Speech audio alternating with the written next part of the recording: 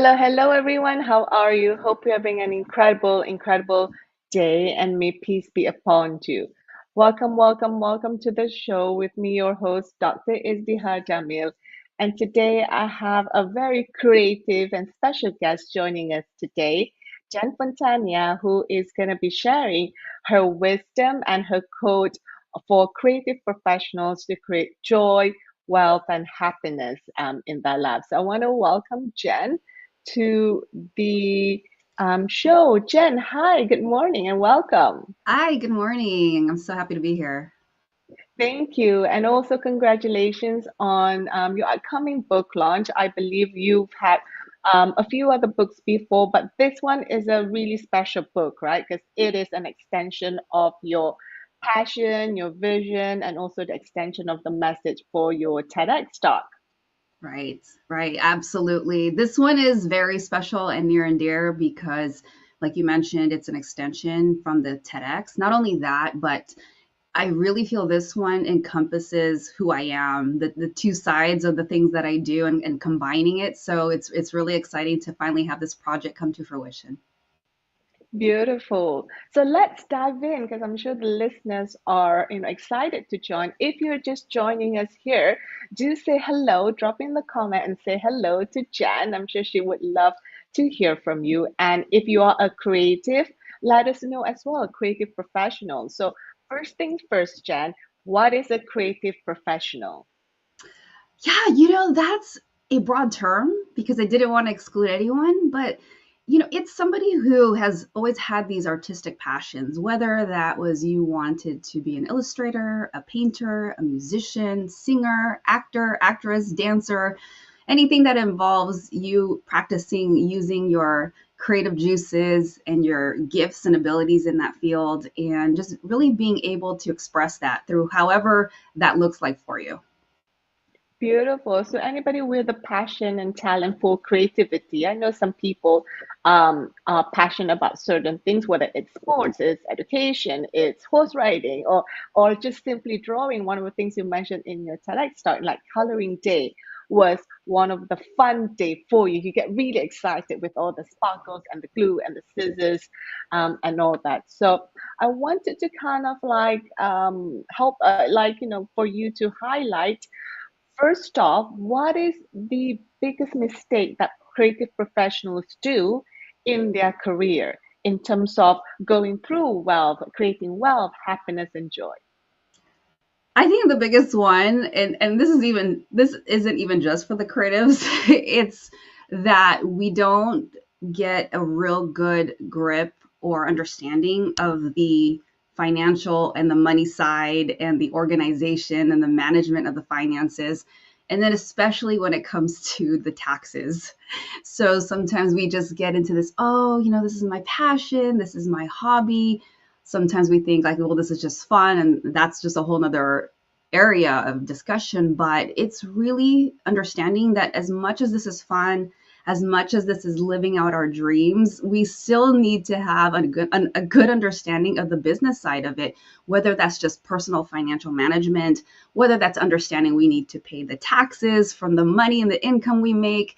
But having this understanding of how the money works and not just being like, oh, I just want to, I just want to dance and paint. And there's nothing wrong with that, but we do have to take responsibility for the other side of things.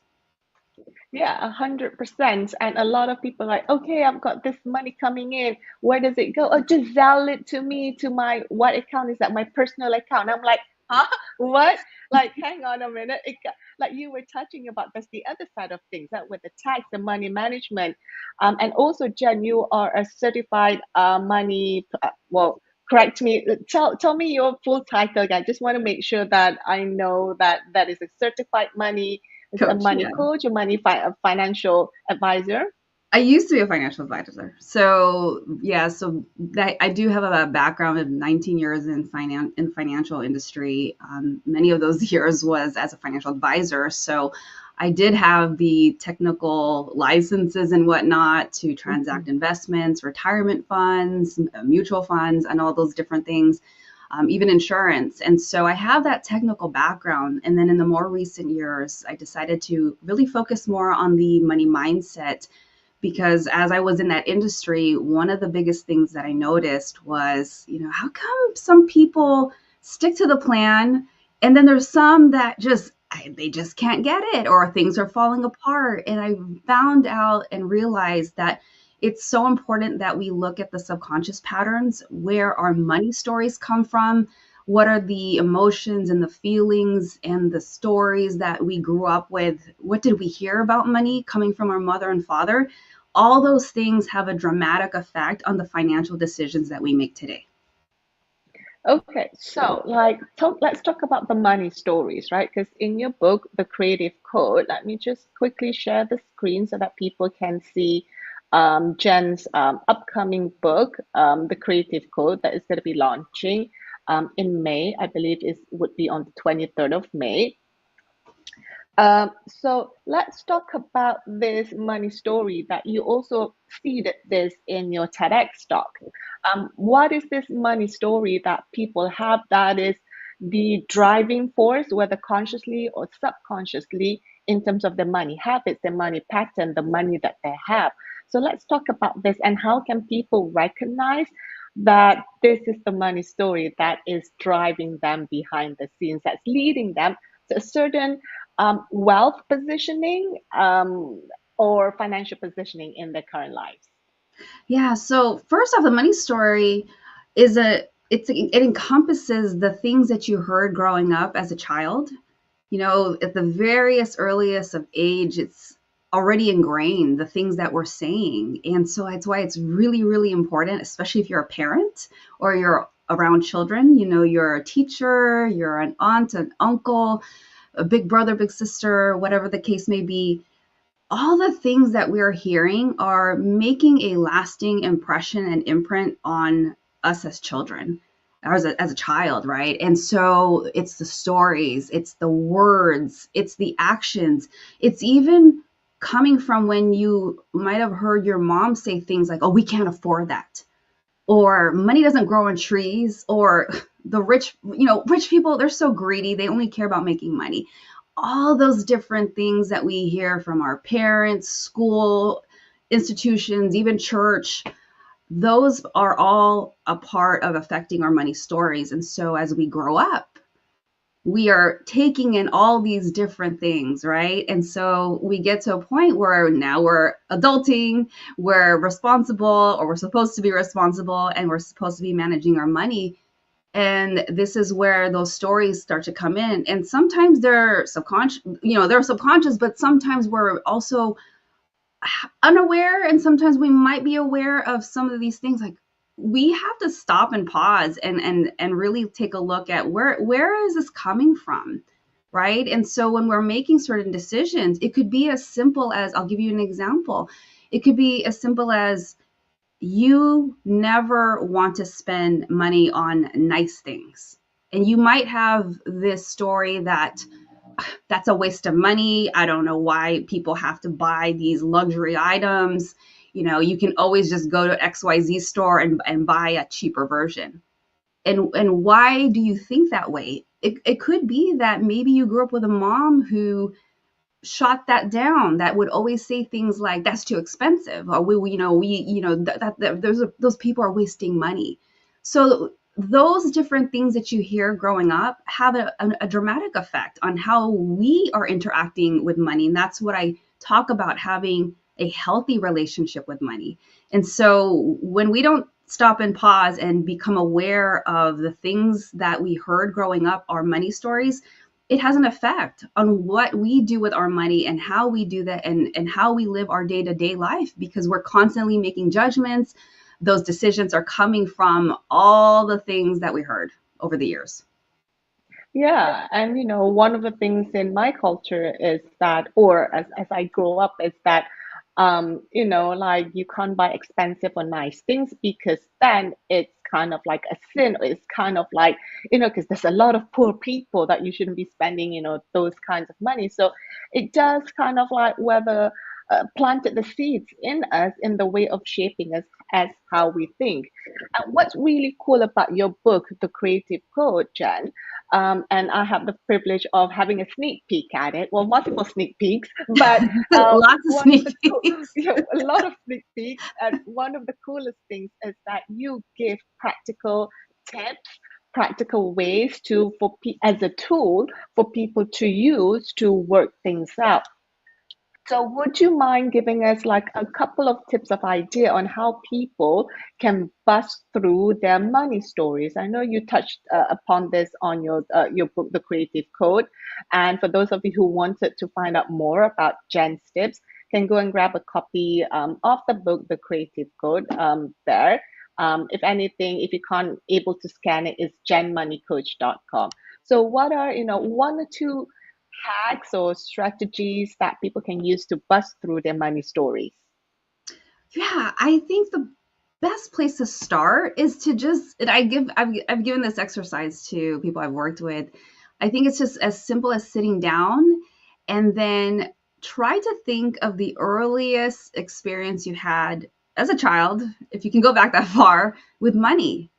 So I'll give you an example. I know for me, it was age 4, and it was involving this moment where my family went to the mall. And back then there was this person in the mall who would hold, like, back then it looked like hundreds of balloons. They were helium balloons, and they're holding it and they're selling it. And I remember my father buying one. And at that time, so this was in the 80s, I wanted strawberry shortcake. But he ended up buying Wonder Woman, and I didn't like it. And so I ended up going back home. I popped the balloon, and then I remember crying in my room because I thought, oh, I just destroyed the balloon.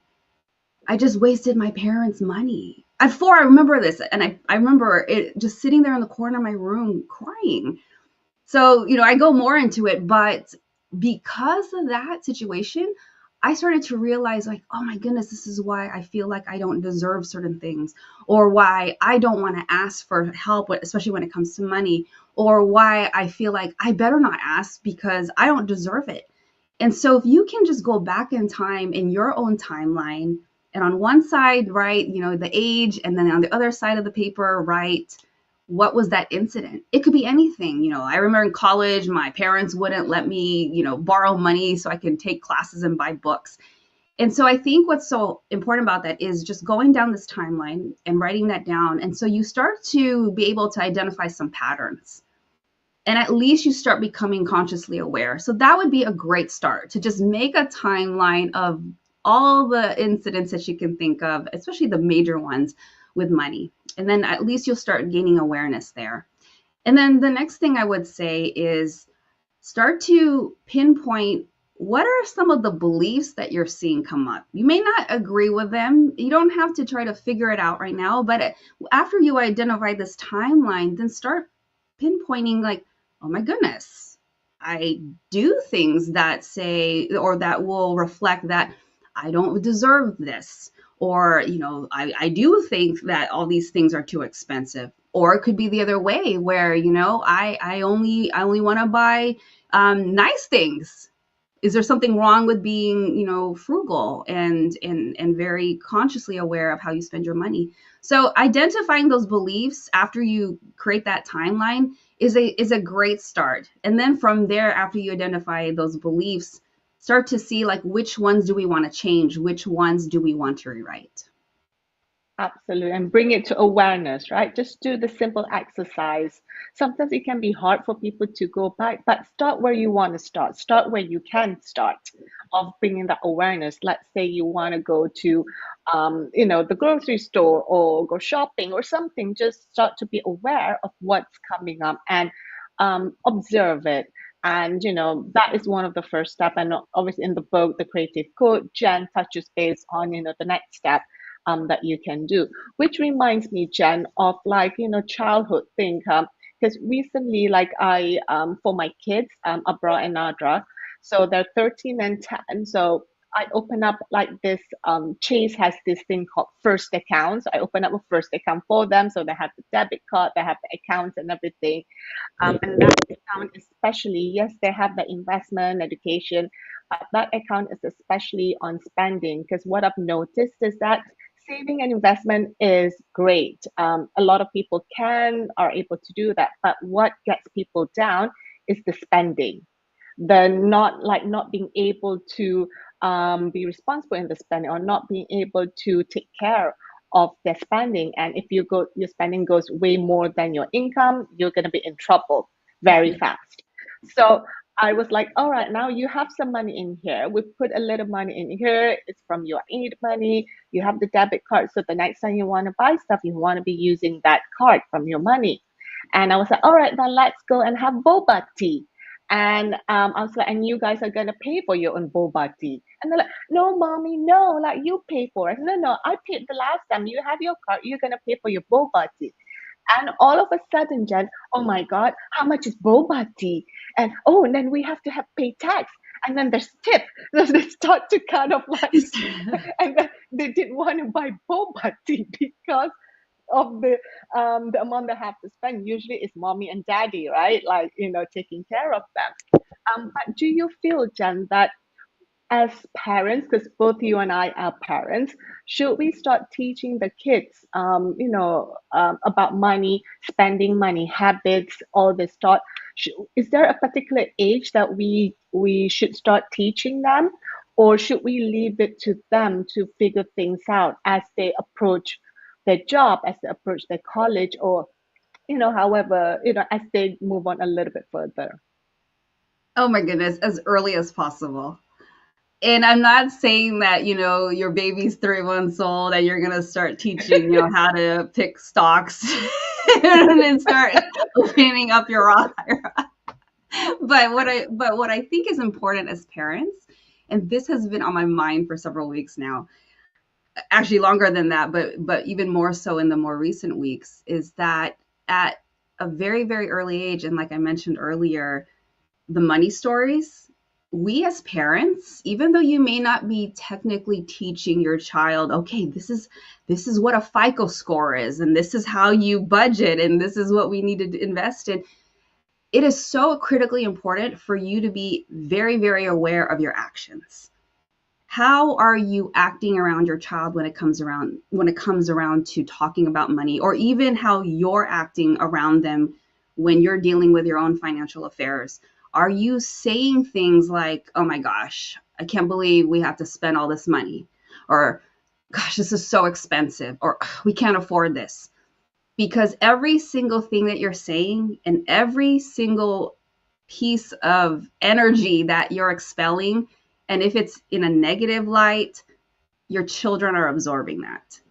And so I'll even give you a more literal example. So when my son was 3 and even 2, and he was now he's way taller than me. He's going to be 13, but at that time, you put him in the car and we're going around the store, and I would make sure that when I was buying something, I would use cash sometimes. I would make sure that there was times when he would see there was a transaction with cash. And I remember learning this from somebody that I heard speak one time, and I thought this is like, oh, this is powerful, because she explained that when your children see you use cash, they see an exchange, because it's so different when it's just a card being swiped, because then it looks like this magic wand where I just swipe this card and then the things in the card get magically bought. And I remember him even asking me one time, it was funny because this is at the time when he started getting older and he had an iPad. And then he said, hey, can we buy this game? At the time it was like some little app. I forgot, it's like $3. So he's like, can you buy this? And I said, okay, well, so I love that you're teaching your kids with the transaction with the boba, because for me, I even asked him, okay, well, I want you to give me money, because he has his own accounts as well. And then he says, well, how do you put it in the iPad? And I remember sitting there thinking, like, oh, this is a really interesting question. How do you explain to an 8-year-old this exchange of how the money system works with, like, you have physical dollars, it still needs to go into a bank account that is tied to a debit card or a credit card. That number gets inputted into the app. All the stuff. And then how do you explain that on a child's level, right? So, Yeah. it's every interaction like that. Find the little ways that you can make things a lesson. But I think at a very young age, you start as early as possible, but it is so important that you as a parent be very, very consciously aware of the words that you're saying. And that will go even further than the actual lessons about money. Because I tell you, there's so many lessons out there about financial literacy, but the biggest block that I've seen are the beliefs that are in the way. You can have the best strategy in the world, but if you have an unhealthy relationship with money and you don't understand your energy around it, and you're not understanding how your negative words are affecting your relationship with money, that has a bigger and more profound effect on how your children are going to learn about money and how they interact with their own money. Beautifully said. Start as early as possible and be aware of your own actions and be aware of your own words that you say. Sometimes you just say it, but not having that awareness, but start to bring it to awareness now, because those are the things that are being seeded into your kids. And those are the things that's gonna carry them through as they grow older. Switching gears now, because we can talk about kids and financial like all day long. It's a topic that I am passionate about because I have kids and I've seen like my kids don't usually see cash, right? Just because of the way it works. I grew up with cash all the time, right? So it's kind of a different vibe. But in your book, you mentioned something about I think like a feng shui to money, to creating wealth, and you highlighted a few tips on people to create the money flow within their household, like the physicality, and So I wanted to kind of give people the idea on how they can create flow and abundance. One or two tips in their wealth and money flow, because one of the things that you feel like the money coming in, but it doesn't, like the chi or the feng shui is kind of stuck. And let's talk about the physicality of your home. Like, how can you create, like, be a clearing so that you can create the money flow at your home to create the wealth and abundance and joy in your money?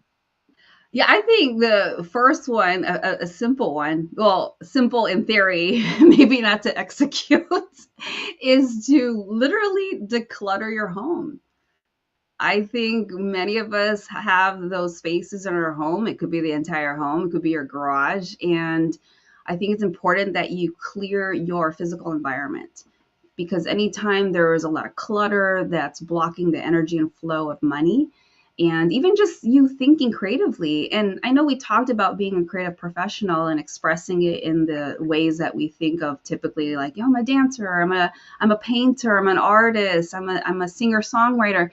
But truth be told, even if you are not in those fields, you still exercise creativity. So it still applies, right? We all have creativity within us. But decluttering your environment is super, super important. So take a look at your work environment, your desk. Is there clutter everywhere? Take a look at your room. All these things that maybe you don't even need anymore. Why are you hanging on to it? So super, super simple in theory. Just start decluttering. Get rid of clothes that you haven't worn in a long time. Either donate it or give it to somebody, an organization that could use it. It's the flow of things. It's the energy. Because here's the simple way that it works. If you want things that you really you want these blessings to come, right? And particularly money. If you want that stuff to come in, it can't come in if there are blocks with energy, with the environment. So that's one thing I would say. The other one that I think is super, super huge, and I have an entire chapter on this one, is forgiveness. So we talked about physical clutter, but I think it's super important to also talk about the emotional clutter. And the way that we can simply get rid of that is to start with forgiveness. And I'll give you a simple exercise. Take a piece of paper, and I want you to just sit down and think about and write a list of the people that you need to forgive. And I think it's very, very important that we identify those people. And I've done this exercise many times. I think about the people that hurt me, past relationships, current, whatever. And I go into, different techniques that you can do to exercise this forgiveness. And I think what's even more important is that you write your own name on this paper, because many of us are hanging on to so much guilt and shame that you are still hanging on to, and that's creating another energetic block. And it's so important that we also learn to forgive ourselves.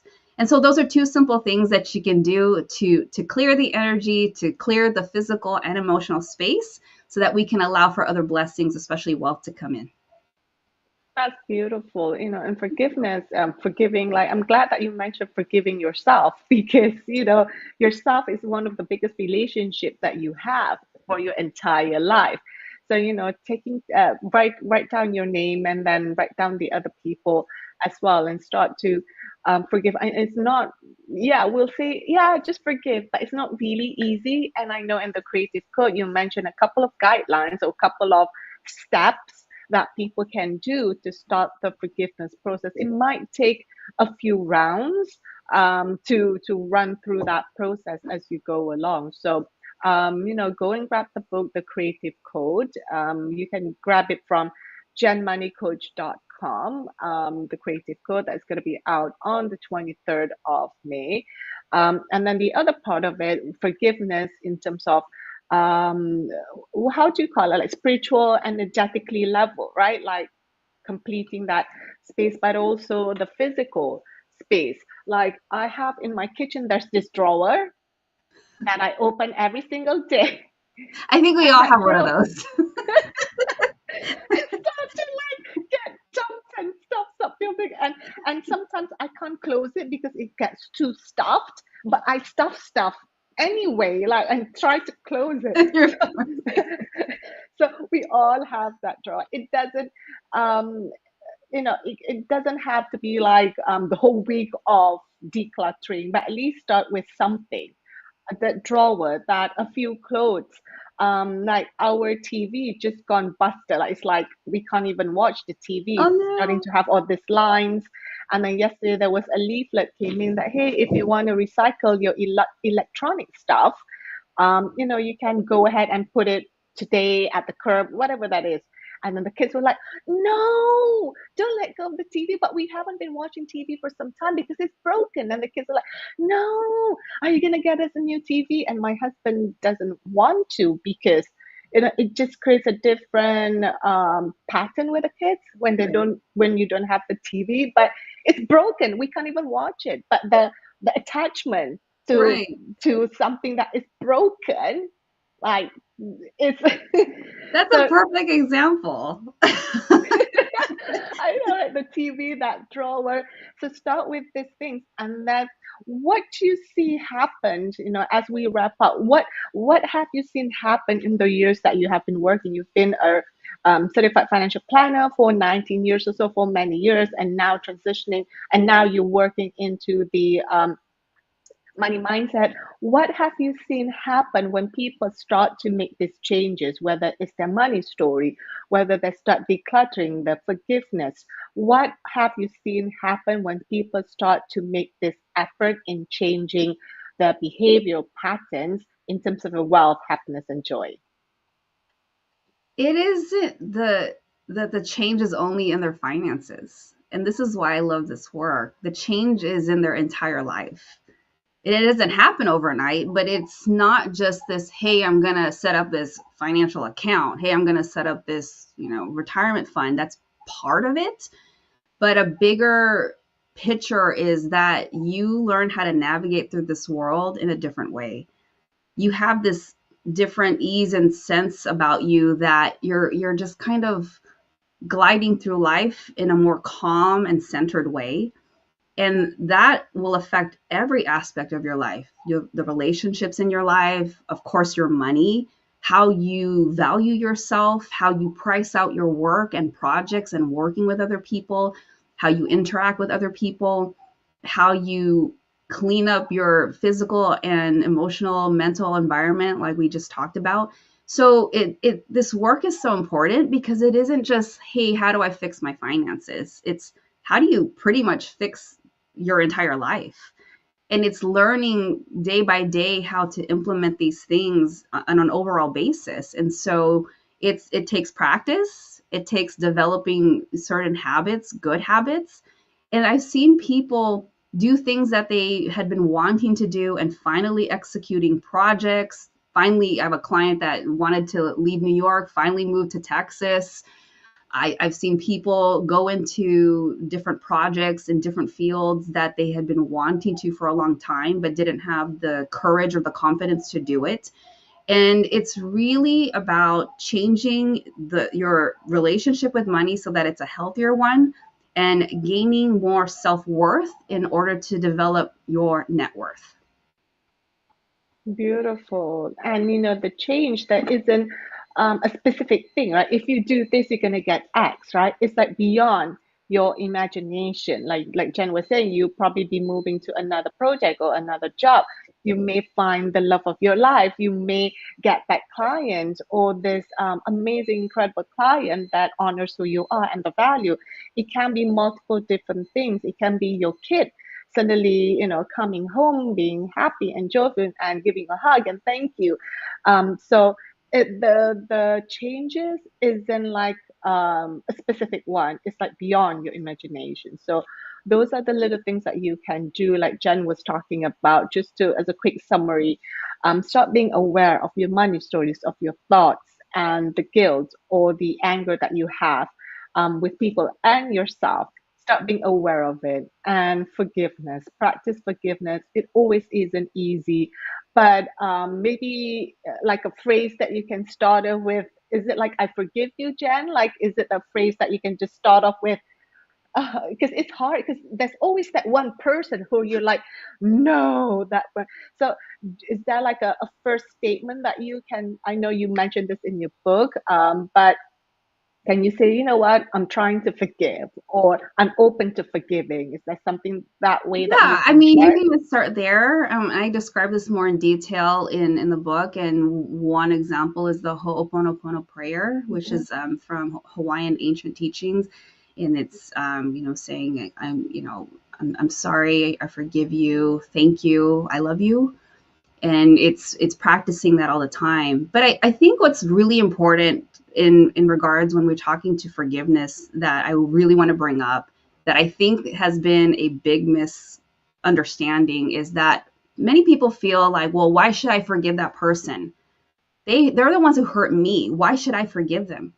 Here's the thing that we need to understand. The forgiveness is not for the wrongdoer if this other person is the one that hurt you. The forgiveness is for you. The forgiveness is for ourselves. It's so that we can release that hurt and pain.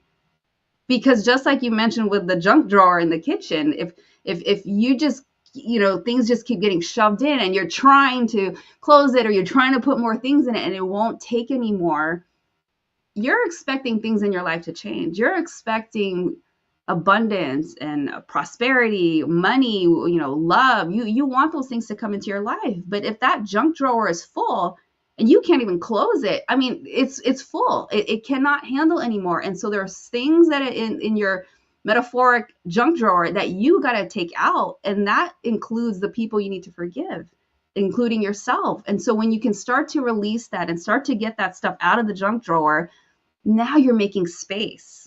Making space is so huge, and forgiveness allows you to make that space so that you can have love come in, so that you can have wealth come in, so that you can have these other blessings come in.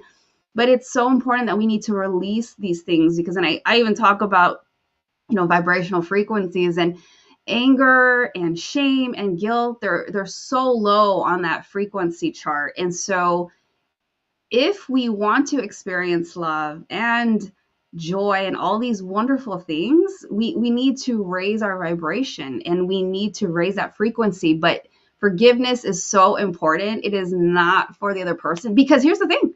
Some of you may need to forgive somebody who may not even be here on the planet anymore. So what are you supposed to do? Hang on to that? They don't even live here anymore.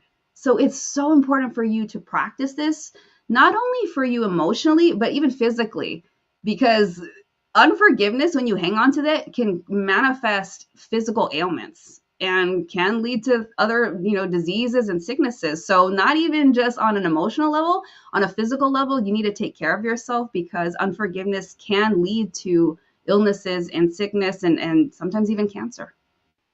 Yeah, and that's so true. It's the releasing for yourself, it's the completion and dare I say the word healing, or at least, getting complete. And it's like cutting the ties that you have that's, stopping you.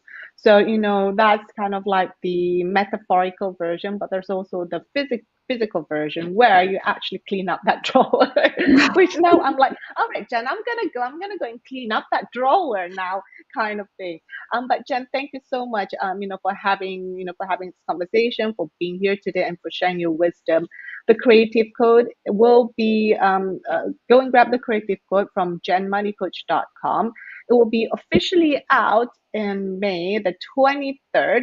The book is awesome. It is, like I said, it doesn't just like one of those books that give you theoretical perspective, but it's also very, very practical, with simple, easy to use tips. Jen, all the things that we talked about today, Jen shared it in a book. So in a way, you would always have Jen at your home, right? Guiding you through the process and the steps. So Jen not only touches about the creative side of things, the money mindset, the wealth, the flow, the feng shui, but also she couples it with financial aspects of things that are reality, whether it's tax planning, money management, because that was her background for many, many years. Jen, thank you so much for being here. And what's one last tip or advice that you want to share with people before we wrap up? I think one tip that I would say is to be aware of your reaction or your response to things, and especially I think your words. Be very mindful. I think it'd be really nice and important for you to start becoming more and more aware of the words you're saying and how you're reacting to money. And ask yourself, is what I'm saying about money reflecting or deflecting or attracting it?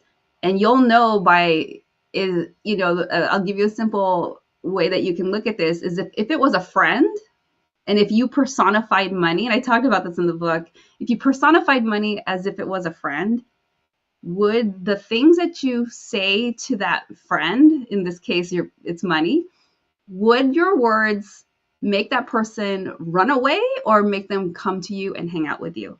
And so the way that I want you to think about the way that you're talking about your money, how are you treating it? And that will give you an indicator of why it's either coming to you or going away from you. Beautiful. Think of it, money, as your best friend or as a friend, right? How would that friend react, or whether they're gonna stay with you or they're gonna like run away and not call you again, kind of thing. Thank you so much, Jen, for being Thank here you. today. The creative code is gonna be available, and on May the 23rd. Go to jenmoneycoach.com to grab a copy of the book. And thank you from me as well, the host. And remember, be brave in sharing your voice, because you never know the one person that needs to hear your voice, your idea, your message. And for those of you who would love to be a best-selling author, I have like a quick checklist. It's at izdiharjamil.com on how you can write your book in 30 days. So, Jen, thank you so much again for being here. And everybody, until the next episode, this is your host, Dr. Izdihar Jamil. And be brave and be courageous. Take care. May peace be upon you. Bye. Thank you.